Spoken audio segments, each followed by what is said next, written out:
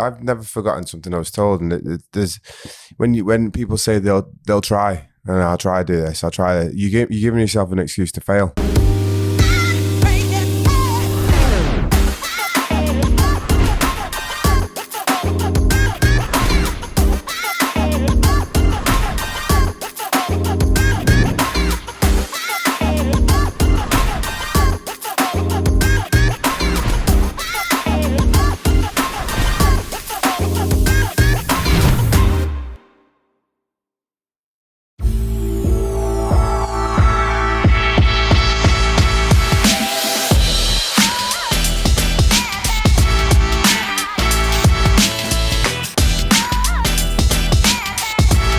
Welcome everybody to episode 56 of WatchRoss, the one where we're going underwater.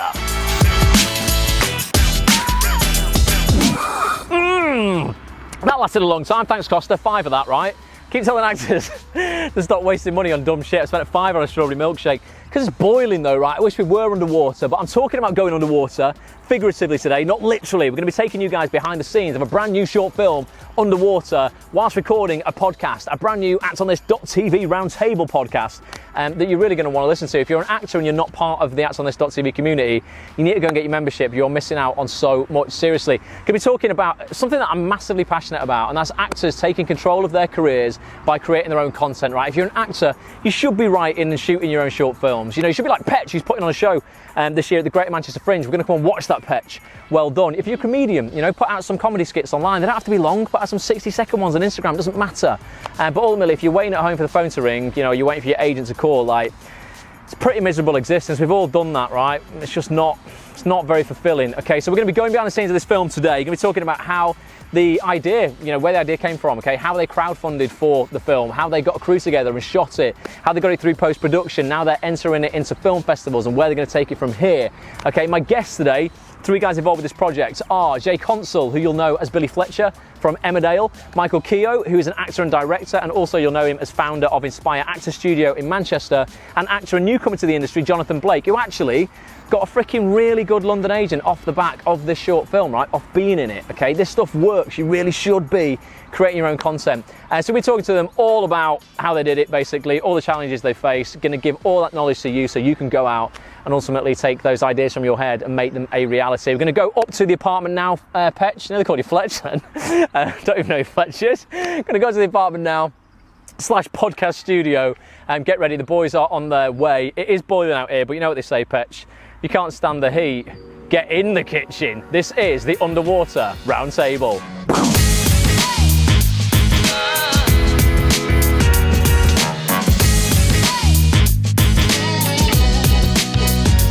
So here we are, boys. Thank you so much for coming around to my apartment on probably what is the hottest Saturday in June. I am melting. I've got a hot drink, but this podcast is going to be hot as well, right? We're going to be talking all about the new short film that you guys have created, starred in, Jonathan, Underwater. Okay, and I really wanted to record this podcast. I've been doing a lot of features recently for actors on actonthis.tv that are about taking your career into your own hands, something I'm hugely passionate about, not sitting at home, waiting for the phone to ring, waiting for your agent to do stuff for you, and just, you know, feeling powerless, really. And the people I see, and I say this all the time, the people I see winning, like really winning, like right up there, you know, to friends who have won Oscars in the last couple of years through creating their short films. These have been the people who've been going out, not accepting no for an answer, and have been creating their own work. And I think like everyone should be doing it. And I think a lot of people aren't doing it because of fear, ultimately. And it's like a lack of knowledge, or, you know, they feel like they don't have the, you know, the talent to write a script, or they're not writers, but they've got a great idea. How do they put that into practice? Just want to allay everybody's fears, basically, listening to this by going over your process, how you've done this, how you came up with the idea, Jay, how you guys got together, Jonathan, how you were casting it, ultimately, you know, how you raised money for it, and just, you know, made it a reality, really. For me, like, I've always had a passion for getting involved back involved in acting. I've always wanted to pursue it, and it was more to do with the creative environment and the fact that you could be someone else. You can create whatever you wanted to do, and there was no boundaries for it. And that's all, I've always had a passion for that within the entertainment industry, whether it was music, or it was within the entertainment industry with TV and film. If I could draw, it would have been art. I've always had that creative side to me where I need to be constantly creating something. So with underwater, it's for me. When we were talking about fear, fear for me is man-made, and it's something that we embed in ourselves, and we sabotage ideas when we've got an intuition of doing something. So I've always diminished that. I've always said that anything's possible. False evidence appearing real. That's what fear stands for. Yeah. So for me, like, I had an idea. I wanted to create it, and I'd do anything to make that happen. So I'd spoken to Mike, and I said, I've got an idea here. It's literally the bare bones, but I want to make this happen, and it's gonna happen. Would you be able to help me? So Mike got me involved with a guy called Martin Cooper, who's the screenwriter. Yeah. And he wrote a fabulous script, which is perfect for it. And then I spoke to you again about it, and straight away you bought onto the idea, and we just moved from there. But there was a lot of people that we got involved. I contacted initially that were like, yeah, it's a great idea, I'd love to be involved, and they take ages to read the script. Yeah. Or they'd say, oh, I've got a great idea for it, just give me a bit of time. And I'm like, well, I'm that's not the right answer, because you're a doer. Yeah, it's gonna take too long, and this needs to be done now, and I don't want people to be falling off the idea of it. That everyone that we picked that was involved in it was so passionate, like from the cast to the crew, everyone that was involved in it wanted to make this the best thing that was possible, and that's what I initially set out to do.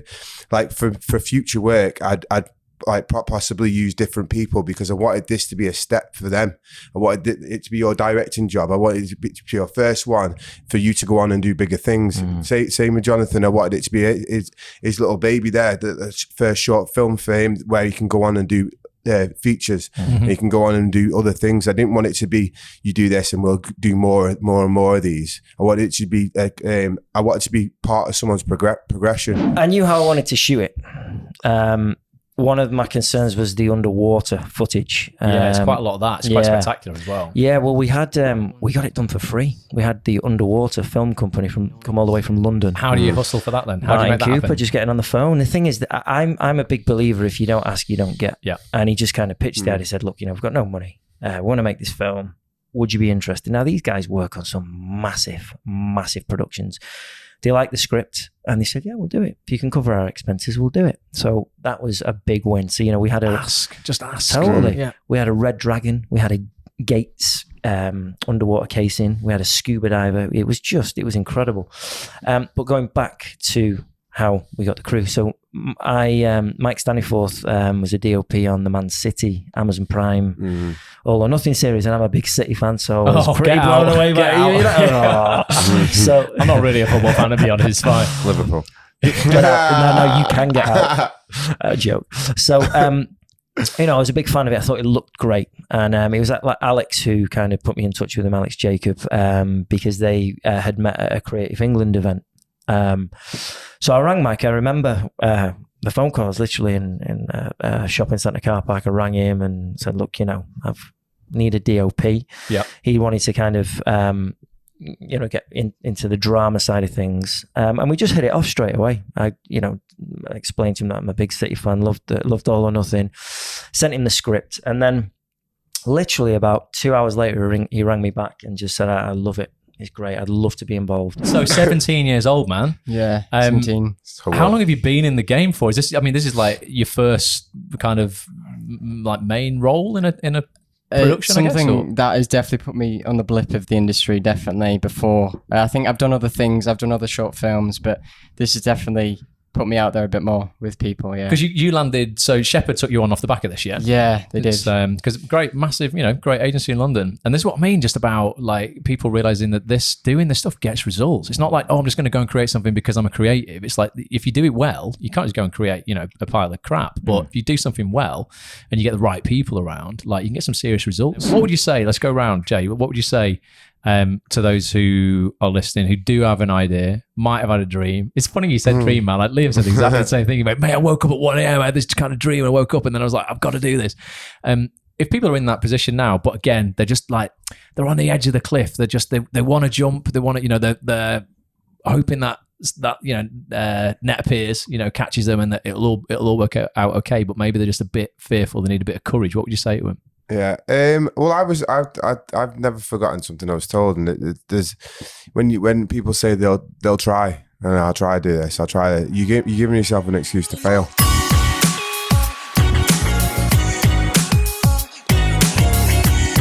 Boom, there you go, everybody. You've just seen a few clips of what was a mammoth podcast in probably the hottest kitchen/podcast studio in the world. We're all melting here.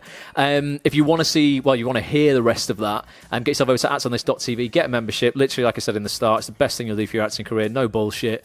Invest in yourself. If you think you can't afford it, cancel Netflix, because you're probably, like I was at the start of this, wasting money on dumb shit like £5 strawberry milkshakes. Boys, thanks so much for coming in, and awesome chat there, right? I hope it's inspired people to take their careers in their own hands. That was the whole point of doing this. It's, you know, one of many features that I've done recently on this topic. But there was something else that came up in that chat that I just want to expand on. And it's something that I see getting a lot of bad press in the acting industry, particularly in Facebook groups and stuff like that. And people get a real bee in their bonnet about working for free. Now, we heard a load of people in the process of creating Underwater were working for free. Some people were working for free and even investing their own money in the project because they believed in it that much. They knew it was going to be amazing. So I just want to expand on that a little bit. Michael, I know you particularly have got, you know, quite big thoughts on this. And I think we've got to stop. Yeah, you've got to choose which projects you get involved with for free, but we've got to stop this entitlement to going, I'm an actor, so I just deserve money. I can't tell you how many opportunities I have been given off doing things for free initially, and the money comes later. Nice one, Ross. Yeah, I mean, we would not have been able to make Underwater had we not have had the help and support from crew, you know. And some of these crew, you know, are people that have worked on top films and top dramas, you know. So, and I agree with you, I see a real sort of negative take on working for free.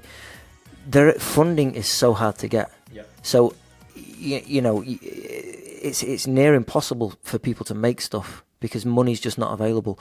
Now, you're not going to work on an ITV drama for free because they've got a multi-million-pound budget. But then you get these people, and it's generally people who've done, as Conor McGregor would say, nothing, who start bitching, whinging and moaning, how dare, I'm an actor, you know, I should be fucking paid.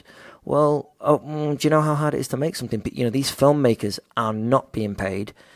You know, they're not profiting from it. So if you want the industry to stop, then continue with that attitude. Stop. Don't work for free, and it'll die. It'll dry up. There'll be no up-and-coming directors. There'll be no up-and-coming producers. There'll be no up-and-coming crew because of these gobshites who feel that they're really entitled and don't quite get it. And just negative Nellies. Just stop. You know, stop typing that nonsense and just be a nice person. Yeah. You know? Yeah. A little, you know, I produced a film 2 years ago, was asked to produce it and cast it, and I was in it. Now I did it for free, and everybody did it for free. But the opportunities that have come for me off the back of doing that have been incredible. You know, I'm off to a film premiere tomorrow, Mrs. Lowry and Son, with Vanessa Redgrave and Timothy Spall. I did that for free. I cast 8 roles in it. But it's the opportunities that have come with that are priceless, you know. So I think people need to reevaluate it and look, right, okay, what am I going to get out of it? And I don't mean do it because you're going to get something out of it. Don't be exploited. Like, you're not going to do a film shot on an iPhone for free. Yeah. But if there's people who are, you know, genuinely talented, who are in it to kind of create and make amazing stuff, get involved. But don't bitch and moan in a public forum because people ain't interested in hearing that nonsense. And I'm probably going to get earache for saying this, but I don't give a f***. But do you understand what I'm saying? I'm sorry for the swearing, by the way, but it's something I'm passionate about, you know? Yep. Can I drop the mic? Jay. Can I? To Jay. Oh. Right, where do I go from there? I personally feel, going on the topic of doing stuff for free, I think you should always analyze the content that you've been given and look at the idea and seeing if it's going to work for you, and just create some sort of vision of where it's going to go from there. So if the content's unbelievable and the idea is just like it's an offer that you can't refuse, and you should go for it regardless of money. Like for the job that we're doing, it like especially with it, like the way I feel, I'm not fussed about the money side of things. It's what I gain from it and the experience and I'm enjoying the work that I'm doing. It's the money on the back of it is just a bonus and if you get an opportunity to do something that's absolutely incredible, but it's a free project, then you do it because it's going to benefit you in the long term. Exactly what we keep expressing. Like you should be focused on where you can go from there. That's all it should be. Because for example, like you said, the 2 years ago with Forbearance, we wouldn't have worked together if it wasn't for that, because I went to the film premiere for that and I was like, that's incredible. Like everything about it, the way it was done was perfect. Your performance in it was perfect. So the way you delivered in that performance, like on the acting side of things, you could see your delivery. If you get the opportunity to direct, you'd still focus on that, and you'd still give a performance the way that you act. So you know what you want out of directing because of your own personal performance. So there's opportunities come off the back of free work. And it comes down to everything. So even like discounts, or like nothing to do with that too, but discounts and stuff, like you pick up like freebies now and again that end up you subscribe to certain things because of that, or you buy into that product or whatever because of these free things. It's literally what comes on the back of it, and I've literally said that 4 or 5 times, so you should get the point of where I'm going with that. But yeah, definitely. Jonathan, 17. You did this for free. Put some of your own money into it as well, but you've got a direct result out of it. We've mentioned in the podcast, you've signed with a great London agent, so you are absolute proof that some great things come out of doing the right thing, and working for free sometimes is the right thing. Well, expand on that. Would you do it again? What, for free? Would you do anything again for free? Maybe you won't have to, but would you? Definitely, if it's a project that I'm definitely passionate about, then 100%. I mean, what this has led me to do from Underwater, which I did for free, it's been amazing. And when I got the audition for this, I wouldn't think this would lead to what I have right now. So I think you have to be able to kind of evaluate it and see what can possibly happen from the situation if you do take the opportunity to do it for free, because, it can surprise you. Awesome. So yeah, I want free to stop being a dirty word in this industry, because it isn't. Like, honestly, you've got to really just, like you say, everyone has said, evaluate the project. But if you feel, deep down it's going somewhere, get involved with it. Let us know if you are going to create something. Maybe we'll work in it for free. If it's that good, let us know. Social media is up on screen right now.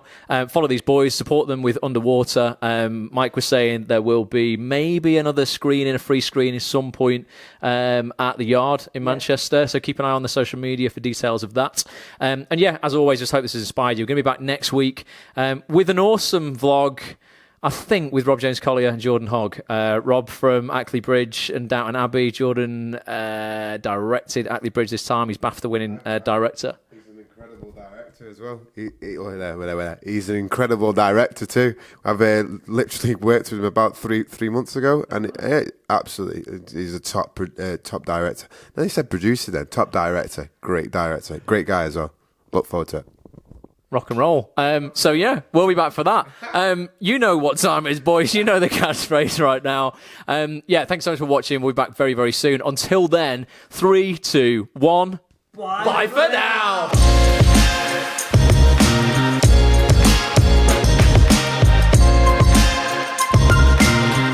Thank you so much for watching this episode. It really would mean the world to me if you would leave a comment telling me what you enjoyed and what you would like to see more of next time. If you want to catch more episodes, head over to facebook.com/WatchRoss or youtube.com/WatchRoss. Make sure you subscribe and turn your notifications on. I'll be back real soon. Bye for now.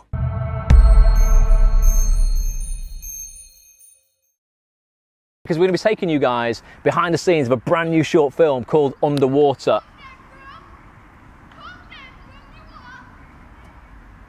They better not be coming over here.